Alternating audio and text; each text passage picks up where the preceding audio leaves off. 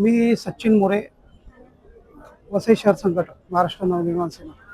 आमच्याकडे 4 महिने अगोदर हा विषय आला होता आणि विषय अत्यंत दुर्दैवी विषय म्हणजे की दामुपाडा हा तिथे एक वस्ती आहे आणि कमसे कम 2000 लोकांची ती वस्ती आहे आणि त्या ठिकाणी तुम्ही पाहाल तर 1 वर्षापूर्वी त्याने जो नाला आहे तो 1 वर्षापूर्वीच बांधलेला, परमिशन नंतर घेतली। त्या ठिकाणी एवढं पाणी भरलेलं ना की शाळकरी मुलांची शाळा डुबल्या, अनेक लोकांचं किती हाल झाले, त्यावेळी घराघरात पाणी घुसलं।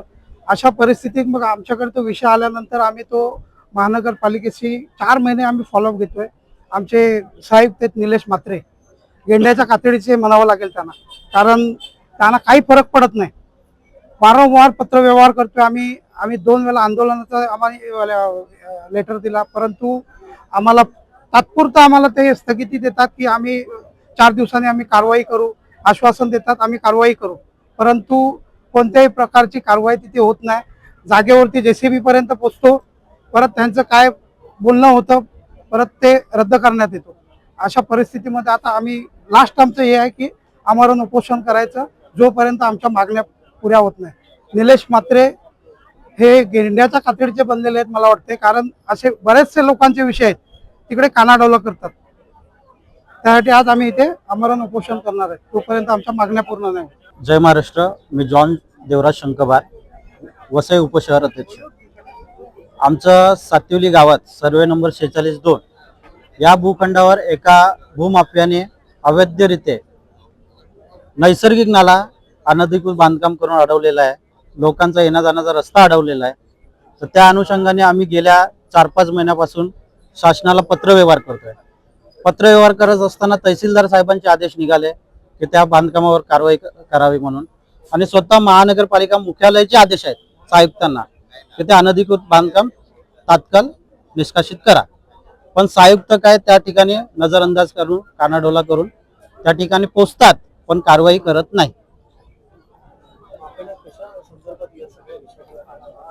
आम्ही 2दा आयुक्तांना आंदोलनाचा इशारा दिलेला, तर त्यावेळी त्यांनी बिल्डरला 2 वेळा नोटीस काढले आणि आम्हाला आश्वासन पत्र दिलं की मी सोमवारी सकाळी 11 वाजता तिथं कारवाई करणार, पण आम्ही पोचतो 11 वाजता पण ते पोचत नाही। कारवाई अजिबात दिसत नाही आहे। काय बोलता? मनसेच्या माध्यमातून आमचं शेवटचा पर्याय एकच आहे, या शेतकऱ्यांसाठी आम्ही आमरण उपोषणासाठी आज बसतोय आणि जेव्हापर्यंत आमची मागण्या पूर्ण होत नाही तेव्हापर्यंत आम्ही उठणार नाही।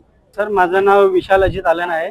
आमच्या मागण्या या आहेत की आमच्या सातिवली गावदेवी मंदिराच्या पाठीमागे एका बिल्डरनी रस्ता बंद केला आहे आणि 30 फूटचा नाला होता, वरून जंगलातला पूर्ण पाणी त्या नाल्याला उतरायचा, तर 30 फूटचा नाला त्यांनी 7 फूटमध्ये अनधिकृत बांधकाम करून ना अडवलेला आहे। बाकीची जागा जी होती ती त्यांनी त्याच्या जागेत वाढवलेली आहे। असं केलं।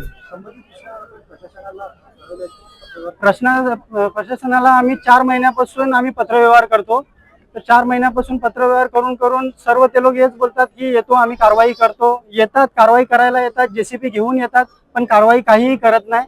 परत जातात, 10-15 दिवसाचा टायमिंग आम्हाला परत देतात आणि सांगतात की कारवाई आम्ही करू करू करू। आजपर्यंत 4 महिने झाले कुठलीही कारवाई तिथे केली नाही ते लोकांनी।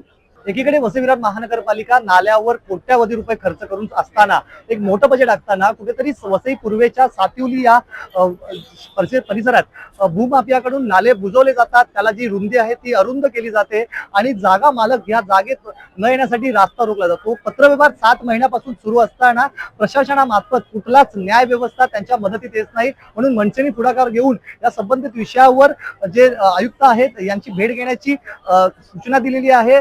संबंधित विषयावर मोर्चा काढलेला आहे। जर मागण्या आमच्या पूर्ण झाल्या नाहीत तर आम्ही एक मोठं आंदोलन छेडू असा इशारा दिलेला आहे। या सगळ्या गोष्टीवर नेमकं पालिका प्रशासन कशा पद्धतीत काम करेल हे पाहावं लागणार आहे। नवराष्ट्रकरिता निलेश महाडिक, विरार।